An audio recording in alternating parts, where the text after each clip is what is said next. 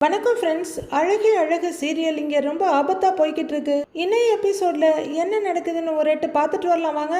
எல்லாரும் பயந்து போய் நிற்க, ஐயையோ நாம தொலைஞ்சிட்டோம், ஃபோனில் வேற சிக்னலே இல்லை அப்படின்னு பயத்தோட அங்கே இங்கன்னு மொபைல் ஆட்டி பார்த்துட்டு இருக்காங்க. ஏய் புலம்பாதடிங்கிறாரு தங்கராஜ். யாரும் பயப்பட வேண்டாம், எல்லாரும் இங்கே இருங்க, நான் இந்த பக்கம் வழி ஏதாவது இருக்கான்னு பார்த்துட்டு வரேன் அப்படின்னு சூரப்புலி நம்பர் 2 அதாங்க சுரேஷ் போறாரு. நானும் அந்த பக்கம் போய் பாக்குறேன்றாங்க மதி. அதான் சுரேஷ் போயிருக்கான்ல அப்படின்னு ரேவதி கேட்க, இல்ல அவரால் வழி கண்டுபிடிக்க முடியலன்னா அப்படின்னு தயங்கிட்டே கேட்குறாங்க மதி. அதெல்லாம் அவன் கண்டுபிடிச்சிடுவான் அப்படின்னு ஒளிச்சு வச்சுட்டு வந்ததை எடுத்துட்டு வர போற மாதிரி ரேவதி சொல்லிட்டு இருக்காங்க. பரவாயில்ல நானும் போகிறேன் அப்படின்னு மதி திரும்ப, ஏய் தனியாலாம் போகாதன்றாங்க மலர். எனக்கு பயமெல்லாம் ஒன்றும் இல்லை, நானும் போய் பார்க்குறேன் அப்படிங்கிறாங்க மதி. எதுக்குப்பா ரிஸ்க்கு அப்படின்னு பாக்யராஜ் கேட்க, ரொம்ப தூரம்லாம் போக மாட்டேன், கொஞ்சம் தூரம் போய் பார்க்குறேன், வழி தெரியலன்னா திரும்ப வந்துடுறேன் அப்படின்னு மதியம் அந்த பக்கம் போகிறாங்க. நான் வேணும்னா அந்த பக்கமாக போய் பார்க்கட்டுமான்னு ரேவதி கேட்குறாங்க. உடனே தங்கராஜ் திடுக்குன்னு பார்த்துட்டு, தனியாக போயிடுவியா நீ, அவ்வளவு தைரியம் இருக்கா உனக்கு அப்படின்னு கேட்க, அவங்க அப்படின்னு பயத்தோட தலையாட்டுறாங்க. அப்ப வா நானும் வர்றேன்னு கூட்டிட்டு போறாரு. வான்னு அவங்க கிளம்ப, மலரும் பாக்யராஜும் மட்டும் தனியா நிக்கிறாங்க. இப்ப நாம என்ன பண்றது அப்படின்னு மலர் கேட்க, எல்லாரும் ஒவ்வொரு பக்கம் போயிட்டாங்க, வா நாம இப்படி நேரா போவோம் அப்படிங்கிறாரு பாக்யராஜ். ஓகே, இதுக்கு முன்னாடி மொத்தமா தொலைஞ்சிருந்தாங்க, இப்ப ஜோடி ஜோடியா தொலைறாங்க போல இருக்கு. நல்ல வேலை பாக்குறாரு உங்க மச்சான், அட்வென்ச்சர்னு கூட்டிட்டு வந்தாருல, நல்ல அட்வென்ச்சர் அப்படின்னு மலரும் நடக்க ஆரம்பிக்கிறாங்க. கொஞ்சம் கொஞ்சமா வெளிச்சம் வர ஆரம்பிச்சிருச்சு. தங்கராஜும் ரேவதியும் ரொம்பவே டயர்டா நடந்துட்டு இருக்காங்க. காட்டுக்குள்ள கூட்டிக்கிட்டு வந்து வழி மாறி போக வச்சுட்டீங்க, நான் வேற உங்ககிட்ட வந்து தனியா மாட்டிக்கிட்டேன்னு ரேவதி மனசுல இருக்கிறத சொல்லிடுறாங்க. ஏய் என்ன சொன்ன, ஏய் என்னடி தனியா மாட்டிக்கிட்டியா, ஏய் நான் உன் புருஷன்டி அப்படின்னு அவரு வேற ரேவதிக்கு ஞாபகப்படுத்துறாரு. ஐயோ எங்க எப்படி போறதுன்னே தெரியல அப்படின்னு சொல்ல, ஏய் போறதெல்லாம் இருக்கட்டும்டி, அது எப்படி நீ என்கிட்ட தனியா மாட்டிக்கிட்டேன்னு சொல்லலாம் அப்படின்னு அதே கேள்வியில நிக்கிறாரு. ஏங்க இப்ப அது ரொம்ப முக்கியமாங்க அப்படின்னு ரேவதி கேட்க, எனக்கு முக்கியம், நீ சொன்னது தப்புன்னு இப்ப என்கிட்ட சொல்லு அப்படின்னு அவரு ஆரம்பிக்க, அப்பா சாமி நான் சொன்னது தப்பு தான், பெரிய தப்பு தான்னு ரேவதி ஒத்துக்க, வா அப்படின்னு கூப்பிட்டுக்கிட்டு நடக்கிறாரு. நான் நீ நாம் வாழவே அப்படின்னு மலர் பாடிக்கிட்டு இருக்க, நல்லா பாடுறதான், ஆனா அதுக்கான நேரம் காலம் தெரியாம பாடுவியா, உனக்கு கொஞ்சம் கூட பதட்டமாவே இல்லையா அப்படின்னு பாக்யராஜ் மலர்கிட்ட கேட்டுட்டு வர்றாரு. பதட்டமா, ஜாலியா இருக்கு அப்படின்னு மலர் ஜாலியா சொல்ல, ஏய் என்னடி சொல்றேங்கிறாரு அவரு. இன்னும் அப்படியே உள்ள போய் காட்டுக்குள்ள போய் தொலைஞ்சு போயிடணும், வீட்டுல எல்லாமே தொலைஞ்சிட்டு இருக்கிறதுக்கு இந்த காட்டுக்குள்ள மொத்தமா தொலைஞ்சிட்டா நல்லா இருக்கும், யாருமே இல்லாத இடத்துக்கு நாம 2 பேரும் போயிடலாமா அப்படின்னு மலர் அவரோட கையை இறுக்கமா பிடிச்சிட்டு கேட்க, என்னடி இப்படி இருக்கிற அப்படின்னு அவர் கேட்க, நாம 2 பேரும் கொஞ்சம் ஜாலியா இருக்கலாம் பாக்யராஜ், நல்லா சாப்பிட்டு டிவியை ரசிச்சுக்கிட்டு ரொமான்ஸ் பண்ணிட்டு அப்படின்னு அவங்க சொல்லிக்கிட்டே நடந்து வர, சரி பாப்பாவை என்ன பண்றது அப்படின்னு கேட்கிறாரு அவரு. அது மட்டும்தான் எனக்கு ஒரே கவலை, பாப்பாவையும் கூட்டிக்கிட்டு வந்திருக்கலாமோ அப்படின்னு கேட்டுக்கிட்டே மலர் கூட நடக்கிறாங்க. இன்னொரு இடத்துல நம்மளோட உதவி ஆய்வாளர், அதாங்க சப் இன்ஸ்பெக்டர் சுரேஷ் ஒரு இடத்துக்கு வந்திருக்காரு. அங்க பெரிய மரங்கள்லாம் காணோம், கொஞ்சம் சின்ன சின்ன புதர் செடிகள் புஷஸ் தான் இருக்கு. அங்க ஒரு மரக்கட்டையை பிடிச்சி அது மேல உட்கார்ந்துக்கிறாரு. இன்னொரு ஏரியாவில் பெரிய பெரிய கல்லு மரங்கள்னு இருக்க, அதுல ஒண்ணுல தங்கராஜ் உட்கார்ந்துருக்க, பக்கத்துல வந்து உட்கார்ற ரேவதி. அவ்வளவுதான், நாம தொலைஞ்சு போயிட்டோம், இங்க இருந்து வெளியில போகவே முடியாது, நம்ம பசங்களை உங்க அம்மா தான் பாத்துக்கணும், பாத்துக்குவாங்கல்ல அப்படின்னு ரேவதி கண்ணீரோட கேக்குறாங்க. ஏய் ஏய் ஏய் புலம்பாதடி அப்படின்னு அவரு சொல்லிக்கிட்டு இருக்க, மதிய கையை இறுக்கமா கட்டிக்கிட்டு சுரேஷ் உட்கார்ந்துருக்க இடத்துக்கு வர்றாங்க. நீங்க என்ன பண்றேன்றாரு அவரு. வழி தேடி வந்தேன்றாங்க அவங்க. அண்ணிட்ட சொன்னியா, அவங்க எப்படி உன்னை விட்டாங்கன்னு கேக்குறாரு அவரு. அவங்க போக வேண்டான்னு தான் சொன்னாங்க அப்படின்னு மதி சொல்லிட்டு இருக்க, நீ கேட்டிருக்கவே மாட்ட, நான் போறேன்னு சொல்லிட்டு நீ பாட்டுக்கு ஓடி வந்திருப்ப அப்படின்னு அவரு சொல்ல, அதான் நீயே முடிவு பண்ணிட்டியே, நீயே பேசு அப்படின்ற மாதிரி பாக்குறாங்க மதி. அப்படின்னு பெருமூச்சு விட்டு தலையில கையை வச்சுக்கிறவரு. சரி வழிய கண்டுபிடிச்சியா இல்லையான்னு கேக்குறாரு. இல்லைன்னு தலையாட்டுறாங்க மதி. வா சேர்ந்து கண்டுபிடிப்போன்னு எழுந்திருக்கிறார் அவரு. மதி எதுவும் பேசாம அவரையே பார்த்துக்கிட்டு இருக்க, அவங்க முகத்தை பார்த்துட்டு, என்ன வேற என்ன பண்றது, வா அப்படின்னு நடக்கிறார் அவரு. மதியம் கொஞ்சம் யோசனை பண்ணிட்டு நடக்கிறாங்க. இங்க பாக்யராஜோட துள்ளலும் துடிப்புமா நடந்து வந்துட்டு இருக்காங்க மலர். இப்போ ஒரு மழை வந்தால் நல்லா இருக்கும்ல அப்படின்னு அவங்க குதிச்சுக்கிட்டே கேட்க, ஏய் கொடைக்கானல் வந்தது உனக்கு என்னமோ ஆயிடுச்சுடி அப்படின்னு அவர் சொல்ல அவரோட கையை இறுக்கி பிடிச்சிக்கிட்டு தோல்ல தலையை சாய்ச்சிக்கிட்டு அதுதான் எனக்கும் தெரியல பாக்யராஜ், ஆனா ஒரு மாதிரி நல்லா இருக்கு. சாயங்காலம் வரைக்குமாவது நாம இப்படி தனியா ஜாலியா அப்படியே ஹாப்பியா இருக்கணும் அப்படின்னு அவங்க சொல்லிக்கிட்டு இருக்க கண்ணத்தை பிடிச்சி கிள்றாரு அவரு. ரெண்டு பேருமே ரொம்ப சந்தோஷமா பேசிக்கிட்டே வர இடத்துல பாக்யராஜ் அப்படியே நின்னுடுறாரு. மலர் ரொம்ப ஏமாற்றத்தோட பார்த்துட்டு வெளியே வந்துட்டோமான்னு கேக்குறாங்க. ஆமா அப்படின்னு அவர் சொல்ல நான் கொஞ்ச நேரம் சந்தோஷமா இருக்கிறது இந்த காட்டுக்கு கூட பிடிக்கல அப்படின்னு மலரு முகத்தை தூக்கிக்கிட்டு இருக்காங்க. ஏய் மலரு, சிக்னல் வந்துருச்சு, நான் ரேவதிக்கு ஃபோன் பண்றேன் அப்படின்னு அவரு ஃபோனை எடுக்க அதுக்கு ரேவதி ஃபோன்ல சிக்னல் இருக்கணும்ல அப்படிங்கிறாங்க மலர். ஆமால, நான் வேணா உள்ளர போய் பார்க்கட்டுமா அப்படின்னு கேட்குறாரு பாக்யராஜ். மறுபடியும் அவங்க வந்து நீங்க தொலைஞ்சிட்டீங்கன்னா அப்படின்னு கேட்க சரிதான், அது ஒன்று யோசனையோட பார்க்குறாரு. தங்கராஜும் ரேவதியும் ஒரு சின்ன புல்வெளியிலிருந்து மேலே ஏறுறாங்க. ஒரு சின்ன பள்ளத்திலிருந்து மேலே ஏற ரேவதி, நான் ரோட்டை கண்டுபிடிச்சிட்டேன் பாத்தியா அப்படின்னு சந்தோஷப்பட்டுக்கிறாரு. கொஞ்ச தூரத்தில் போர்பட்டி மாடு கட்டி இருக்கு, ஒரு பிளாஸ்டிக் ட்ரம் எல்லாம் இருக்கு. இதுல பெருமைப்படுறதுக்கு என்ன இருக்குன்னு தெரியல. வா வா வா வா வா கை கொடு வா வா வா அப்படின்னு ஒய்ஃபை பிடிச்சி அந்த மேட்டுக்கு தூக்கி விடுறாரு. அவங்க தடுமாறி விழப்போக பிடிச்சிட்டு ஏய் இதோ வெளியேறு போறதுக்கு ரோடு வந்துருச்சு பாரு, அங்க பாரு, ஓவர அலப்பற பண்ற, வா வா அப்படின்னு கைய பிடிச்சிட்டு இழுக்காத குறையா கூட்டிட்டு வர்றாரு. அங்க சத்தம் கேட்கிற பாக்யராஜ் ஏய் ரேவதியோட சத்தம் அப்படின்னு சொல்ல ரேவதின்னு ரெண்டு பேரும் கூப்பிடுறாங்க. அண்ணே அப்படின்னு ரேவதி கூப்பிட, ரேவதி அப்படின்னு இவரு கூப்பிட இங்கேதான் இருக்காங்க போல இருக்கு மலரு அப்படின்னு ரெண்டு பேரும் ஓடி வர்றாங்க. இவங்க கீழே இருக்க அவங்க அந்த மேட்ல இருக்காங்க. அண்ணே அண்ணே அப்படின்னு பரபரப்பா கூப்பிட்டுக்கிட்டே ஓடி வர்றாங்க ரேவதி. பார்த்து பார்த்து போ அப்படின்னு தங்கராஜ் சொல்ல ரேவதி நான் இங்க இருக்கேன் வா அப்படின்னு கையை காட்டிக்கிட்டே இவரு மேல வர்றாரு. அண்ணே அண்ணே அண்ணி அப்படின்னு கூப்பிட்டுக்கிட்டே அவங்க சரிவுல ஓடி வர்றாங்க. ஏய் ரேவதி பார்த்து பார்த்து மெதுவா வாங்குறாரு தங்கராஜ். ஏய் ஓடாத ஓடாதடி அப்படின்னு அவரு சொல்லிக்கிட்டு இருக்க. பார்த்து பார்த்து வாமா அப்படின்னு தங்கராஜ் ரேவதி ரெண்டு பேரும் இருக்க இடத்துக்கு பாக்யராஜ் வந்துடுறாரு. பார்த்து பார்த்துமா கீழே விழுந்துடாத அப்படின்னு அந்த சரிவுல வேகமா ஓடி வந்த தங்கச்சிய பாக்யராஜ் ஓடி போய் தடுத்து நிறுத்தி தோளோட அணைச்சிக்கிறாரு. அண்ணே அண்ணே உனக்கு ஒன்னும் இல்லைல்ல அப்படின்னு ரேவதி பதற. ஒன்னும் இல்லடா ஒன்னும் இல்லைன்றாரு அவரு. ஏய் கொஞ்ச நேரத்துக்கு முன்னாடி தானே உங்க அண்ணனை பார்த்த, அதுக்குள்ள என்ன பாச மழை பொழியிற அப்படின்னு தங்கராஜ் கேட்க காணாம போய் திரும்ப சேர்ந்துருக்கோம்ல அப்படிங்கிறாங்க ரேவதி. தங்கராஜ் யோசனையை இந்த பக்கம் அந்த பக்கம் பார்க்க ஏங்க சுரேஷும் மதியம் எங்கன்னு மலர் கேக்குறாங்க. தெரியலையேன்றாங்க ரேவதி. ஐயோ அந்த பொண்ணு வேற தனியா போச்சேன்றாரு பாக்யராஜ். இதோ பாரு, அவன் ஒரு போலீஸ்காரன், ஊரையே காப்பாத்த தெரிஞ்சவனுக்கு அவன் பொண்டாட்டிய காப்பாத்தி கூட்டிக்கிட்டு வர தெரியும், அதெல்லாம் அவன் பொண்டாட்டிய கூட்டிக்கிட்டு வந்துடுவான் அப்படின்னு தைரியமா சொல்றாரு தங்கராஜ். அவங்க 4 பேர் அவங்க எங்கன்னு அங்க நின்ன இடத்துலயே தேடிக்கிட்டு இருக்க அவங்களும் ஒரு பாதையில வந்துட்டு இருக்காங்க. ஏய் நீ பயப்படாத, என்ன எப்படியாவது வழியை கண்டுபிடிச்சிடலாங்கிறாரு அவரு. நான் ஒன்னும் பயப்படலையேங்கிறாங்க மதி. எனக்கே பயமா இருக்கு, உனக்கு பயமா இல்லையா அப்படின்னு அவர் கேட்க எனக்கு பயம்லாம் இல்லை, இது ஒன்றும் டேஞ்சரஸான இடமும் இல்லை, நாம எப்படியாவது வழி கண்டுபிடிச்சு போயிடலாம் அப்படின்னு மதி சொல்லிட்டு இருக்க ரெண்டு பேரும் நடந்து வந்துட்டு இருக்காங்க. டக்குன்னு சுரேஷோட ஃபோன் ரிங் ஆகுது. ஹேய் ஃபோன் அடிக்குது அப்படின்றவர் எடுத்து பார்த்துட்டு ஹேய் சிக்னல் கிடைச்சிருச்சு அப்படிங்கிறவர் கால் அட்டன் பண்ணி அண்ணே அப்படிங்கிறாரு. டேய் சுரேஷ் எங்கடா இருக்க அப்படின்னு பாக்யராஜ் கேட்குறாரு. வழியை தானே தேடிட்டு இருக்கேன்னு அவரு சொல்ல டேய் நானு ரேவதி மாப்பிள்ள மலர் 4 பேரும் வெளியே வந்துட்டோம்டா, டேய் மதி வேற தனியா வழியை கண்டுபிடிக்கிறேன்னு போச்சுடா அப்படின்னு பாக்யராஜ் கொஞ்சம் கவலையோட சொல்ல அவ ஏன் கூட தானே இருக்கான்றாரு அவரு. நாங்க வந்துடுறோம்னு அவரு சொல்ல அப்படியா சரிடா சரிடா நீங்க பார்த்து வாங்கன்றாரு அவரு. சரின்னு என்ன காலை கட் பண்றாரு சுரேஷ். கொஞ்ச நேரம் ரெண்டு பேரும் அமைதியா நிக்க அந்த பக்கம் தான் ஏதோ வண்டி போற சத்தம் கேக்குது. சோ அப்படிதான் வெளியே போகணும்னு நினைக்கிறேன், வா போய் பாப்போம் அப்படின்னு சுரேஷ் சொல்ல ரெண்டு பேரும் புது வேகத்தோட நடக்கிறாங்க. வேகமா நடந்ததுல மதி தடுமாறி விழப்போக ஏய் பார்த்து பார்த்து பொறுமையாவான்னு படக்குன்னு தாங்கி பிடிச்சிக்கிறாரு சுரேஷ். அவங்களும் தடுமாறினவங்க நேரா நின்று தேங்க்யூன்றாங்க. பார்த்து வா அப்படின்னு சொல்லிட்டு அவர் நடக்க இவங்களும் குளிருக்கு கையை இதமா கட்டிட்டு நடக்கிறாங்க. இவங்க நிக்கிற ரோட்டுக்கு எதிர் ரோட்ல அவங்க வர அதோ வர்றாங்கன்றாங்க மலரு. எல்லாரும் பார்த்துட்டு வர்றாங்க அப்படின்னு சொல்லி அவங்கள நோக்கி போறாங்க. டேய் மச்சான் வாடா அப்படின்னு தங்கராஜ் உடனே அவரோட தோல்ல கையை போட்டு இடுப்புல தட்டி கொடுக்குறாரு. எங்க போனீங்க? பத்திரமா இருக்கீங்கல்ல? எல்லாம் ஓகே தானேன்னு மாறி மாறி கேட்டுக்கிறாங்க. மதி, நீ ஓகேவான்றாரு பாக்யராஜ். கொஞ்ச நேரத்துல உயிரே போச்சுடா, நல்ல இடத்துக்கு எங்களை வாக்கிங் கூட்டிட்டு வந்தீங்க போங்க அப்படின்னு ரேவதி சொல்ல, இது நல்ல இடம் தாண்டி, கொஞ்சம் டெக்னிக்கல் எரர் ஆகி போச்சு அவ்வளவுதான், அதான் இப்ப ரூட் தெரிஞ்சு போச்சுல, இன்னொரு தடவை போலாமான்னு தங்கராஜ் கேக்குறாரு.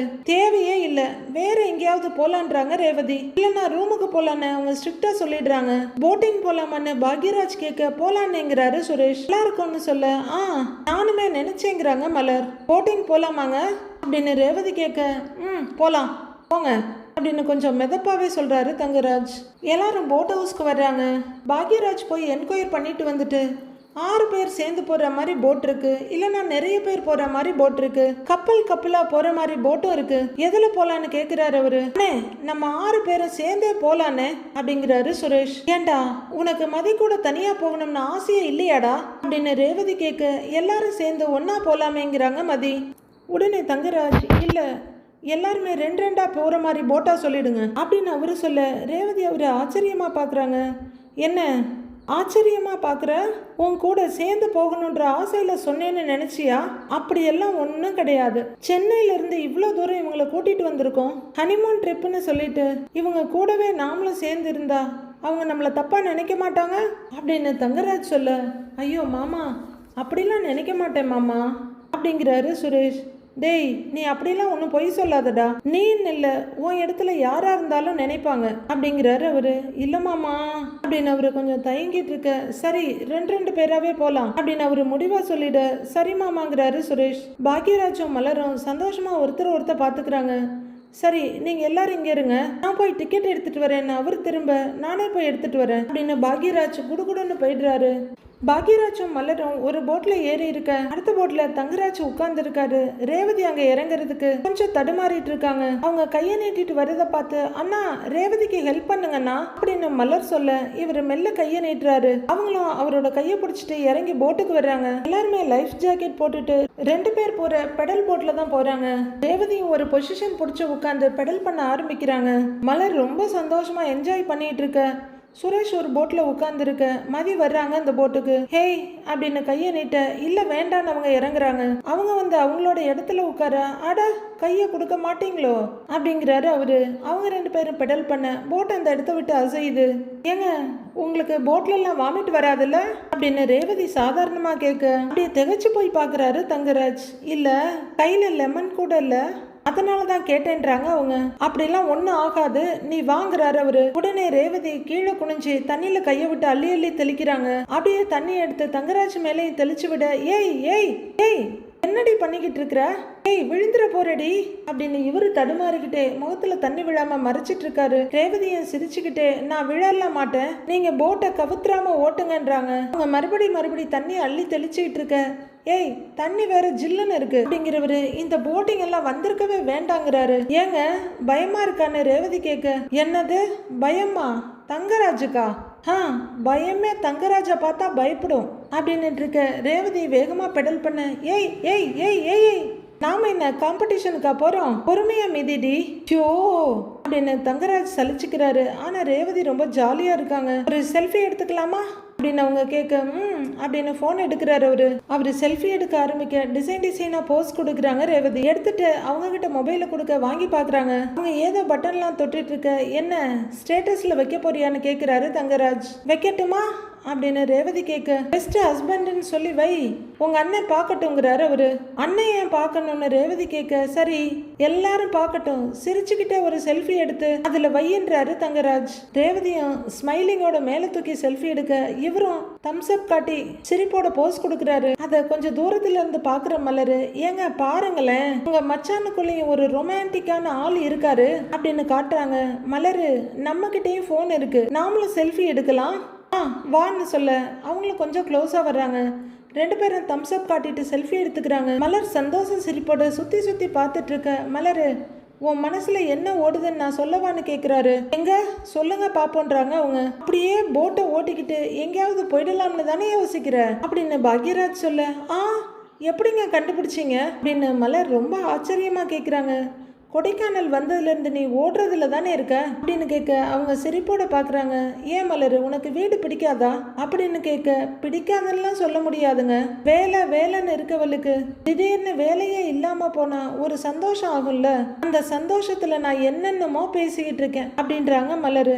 எனக்குமே பேங்க் வேலை, வீட்டு பொறுப்புன்னு எல்லாத்தையும் விட்டுட்டு உன் கூட டைம் ஸ்பெண்ட் பண்ணுறது ஒரு மாதிரி ரொம்ப நல்லா இருக்கு மலர் அப்படின்னு பாக்யராஜ் சொல்ல, இனிமே ஏதாவது இந்த மாதிரி வவுச்சர் கொடுத்தாங்கன்னா டபால்னு வாங்கிடுங்க, வருஷத்துக்கு ஒரு தடவையாவது இப்படி வெளியில போலாம் அப்படின்னு அவங்க சொல்ல, கண்டிப்பா வரலாம் மலருங்கிறாரு அவரு. 2 பேரும் சந்தோஷமா சிரிச்சுக்கிட்டு இருக்க கேமரா அடுத்த போட்டுக்கு போகுது. அங்க 2 பேரும் நிதானமா பெடல் பண்ணிட்டு இருக்காங்க. உனக்கு டயர்டா இருந்தா விட்டு நானே பெடல் பண்றேன்றாரு சுரேஷ். இல்ல எனக்கு டயர்டெல்லாம் இல்ல அப்படின்னு மதி சொல்ல, இதுக்கு முன்னாடி போட்டிங் போயிருக்கியான்னு கேக்குறாரு அவரு.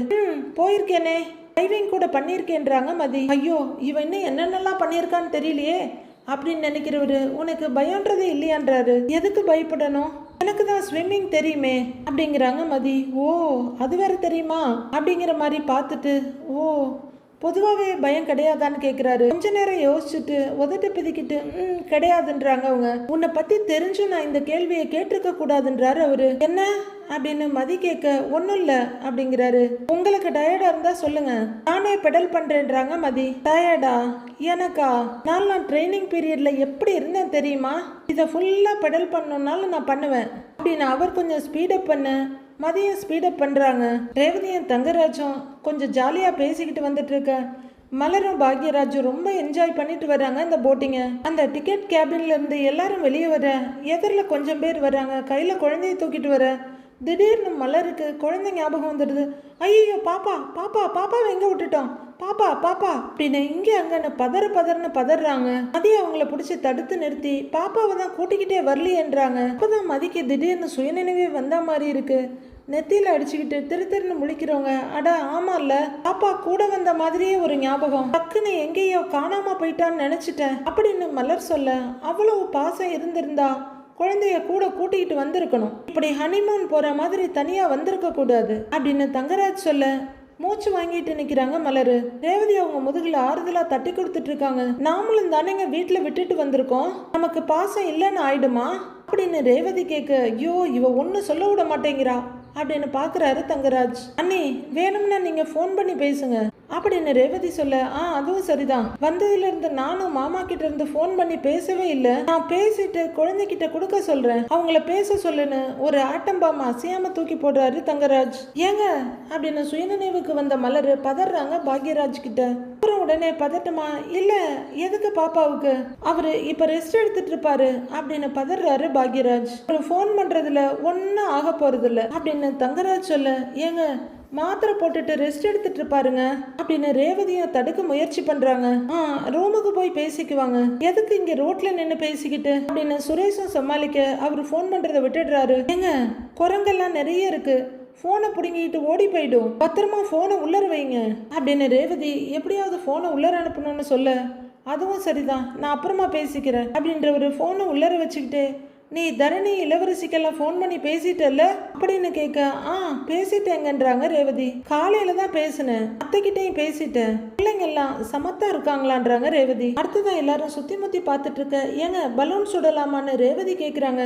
ஏண்டி சின்ன பிள்ளைங்க ஆசைப்படுற மாதிரி ஆசைப்படுறேன்னு தங்கராஜ் கேட்க, இங்கெல்லாம் எப்பயாச்சும் ஒரு வாட்டி தானேங்க வர்றது, என்ஜாய் பண்ணணும் இல்லைங்க, போலாங்க அப்படின்னு ரேவதி கேட்க, சரி போலாங்கிறாரு அவரு. ஒரு வழியா 3 கப்பல்ஸும் அங்கிருந்து கிளம்ப ரேவதி தான் ஷூட்டிங் ஆரம்பிக்கிறாங்க. ஏய் என்னடி விட்டா ஆளை சுற்றுவ போல இருக்கு, எப்படி சுடுறேன்னு பாரு அப்படின்னு பொசிஷனுக்கு வர்றாரு தங்கராஜ். சுரேஷ் கையில இருந்து துப்பாக்கியை வாங்கிட்டு, இங்க பாரு இதை இப்படி வச்சு எப்படி சுடுறேன்னு மட்டும் பாரு அப்படின்னு பீத்தலோட ஆரம்பிக்க புல்லட் எங்கேயோ போய் விழுது. எல்லாருக்கும் ஒரே நம்மட்டு சிரிப்பு, சத்தம் இல்லாம சிரிக்கிறாங்க. அடுத்து லோட் பண்றதுக்காக கடைக்காரர் கையில வாங்குறாரு. மலருக்கு சிரிப்பா வருது, சத்தம் இல்லாம விரல வாயில வச்சு அடக்கிக்கிட்டு மதிய பாக்குறாங்க. அடுத்ததா தங்கராஜ் வாங்கி ஒரு பலூனை சுட்டுட அவரோட சந்தோஷத்துக்கு அளவே இல்லாம போயிடுது. ஹேய் இப்படி சுடணும், வந்து வாச்சிருக்க பாரு அப்படின்னு சொல்லிக்கிட்டு கொடுத்துட்டு போறாரு.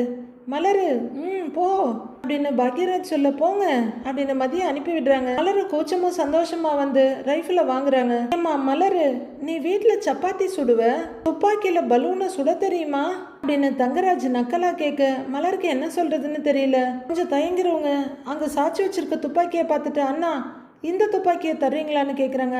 தரேம்மா அப்படின்றவர் அதை வாங்கிட்டு வேறொரு துப்பாக்கியை கொடுக்குறாரு. அதை வாங்கி ரொம்பவே பொசிஷன்லாம் பாக்குற மலர் சுட அது எங்கே போய் விழுது. பரவாயில்ல விடுங்க அப்படின்ற மாதிரி ரேவதி பார்க்க அடுத்ததா மலர் ஒரு புல்லட்டை போட்டு கொடுக்குறாரு கடைக்காரரு. மலரும் தயக்கமும் சிரிப்புமா சுட அதுவும் எங்கேயோ போய் விழுது. தங்கராஜ் நக்கலா சிரிச்சிட்டு இருக்க, அண்ணி அண்ணி இதெல்லாம் ஒரு விஷயமே இல்ல, அதை வாங்குங்களேன் வாங்குங்க, இத அப்படியே ஷோல்டர்ல வச்சு லாக் பண்ணுங்க, இந்த ஹோல் இருக்குல்ல இது வழியா அப்படியே அதை பாருங்க அப்படின்னு சுரேஷ் சொல்லி கொடுக்க கரெக்டா சுட்டுடுறாங்க மலர். ஹேய் அப்படின்னு எல்லாரும் கைத்தட்டி சிரிக்க மலர் ரொம்ப சந்தோஷமா சிரிக்கிறாங்க. தங்கராஜோட முகம் அப்படியே கருத்து போயிடுது. சூப்பர் மலரு அப்படின்னு பாக்யராஜ் பாராட்ட சூப்பருங்க அப்படின்றாங்க மதியம். எல்லாரும் சந்தோஷமா சிரிக்கிறாங்க. என்னமோ ஒலிம்பிக்ல துப்பாக்கியில சுட்டு தங்கத்தை வின் பண்ணிட்டு வந்த மாதிரி அப்படின்னு முணுமுணுக்கிறாரு தங்கராஜ். எல்லாருக்கும் ஒரு செகண்ட் ஒரு மாதிரி இருக்கு. அடுத்த செகண்டு அட இந்த ஆஃப் பாயில் இப்படிதான் அப்பப்போ உளறிக்கிட்டு இருக்கோம், கண்டுக்காம விட்டுருவோம் அப்படின்னு அவங்கவுங்க சந்தோஷத்தை என்ஜாய் பண்றாங்க. அடுத்துன்னு சொல்ல பாக்யராஜ் வர்றாரு. அவரு ஃபர்ஸ்ட் ஷாட்லயே ஒரு பலூனை சுட்டுடுறாரு. எல்லாரும் கைத்தட்டி சந்தோஷப்படுறாங்க. திருப்பி கொடுக்குறவரு மதி நீ ட்ரை பண்றியாப்பான்னு கேக்குறாரு. இல்ல பரவாயில்ல வேண்டான்றாங்க அவங்க. சும்மா ட்ரை பண்ணுன்னு மலர் சொல்லிட்டு இருக்க. எஸ்ஐ சார் நீங்க ட்ரை பண்றீங்களா அப்படின்னு ரேவதி சொல்றாங்க. நல்ல ஆளுகிட்ட கேட்குற பாத்தியா, சுரேஷ் நிஜ துப்பாக்கியை வச்சே சுடுறவன் அப்படின்னு பாக்யராஜ் சொல்லிட்டு இருக்க. சுரேஷ் பெருமையா தலையை நிமித்தி பார்த்துட்டு இருக்காரு. சரி இப்ப பொம்மை துப்பாக்கியில வேணா சுடட்டும், அதை கொடுங்க இந்தா சுரேஷ் அப்படின்னு கன்னை வாங்கி தம்பி கையில கொடுக்குறாங்க ரேவதி. போடா அப்படின்னு பாக்யராஜ் சொல்ல எஸ்ஐன்னு ப்ரூவ் பண்றா அப்படின்னு தங்கராஜ் சொல்ல நான் அதை எடுத்துக்கிறேன்னு வேற துப்பாக்கியை காட்டுறாரு சுரேஷ். சரிங்க சார் அப்படின்னு சொல்ல அந்த ஏரியாவை விட்டு தள்ளி இருக்கிற ஒரு கன் எடுக்க போறாரு சுரேஷ். பாத்தில அப்படின்னு பெருமையோட நிக்கிறாரு பாக்யராஜ். இது கன் இல்ல சின்ன ரிவால்வர், அதை எடுத்துட்டு வந்து காட்ட இந்தாங்க சார்னு அதுல புல்லட்டை போட்டு கொடுக்குறாரு கடைக்காரரு. சுரேஷ் எடுத்த உடனே பட்டு பட்டுன்னு சுட்டுட்டு இருக்க. எல்லாரும் கைத்தட்டி சந்தோஷப்பட்டுட்டு இருக்க. மதிய ஆர்வத்தோட பாத்துட்டு இருக்காங்க. என்னதான் தங்கராஜ் அப்பப்ப தகராறு பண்ணிக்கிட்டு இருந்தாலும் மொத்தத்துல அவங்களோட இந்த ட்ரிப் ரொம்ப ஜாலியா தான் இருக்கு. நாமளும் இப்படி ஒரு ட்ரிப் போகலாமான்னு நம்மளை ஏங்க வைக்கிற மாதிரி தான் இருக்கு அவங்களோட ட்ரிப். ஓகே ஃப்ரெண்ட்ஸ், அடுத்து என்ன நடக்குதுன்னு வர எபிசோட்ல பார்க்கலாம்.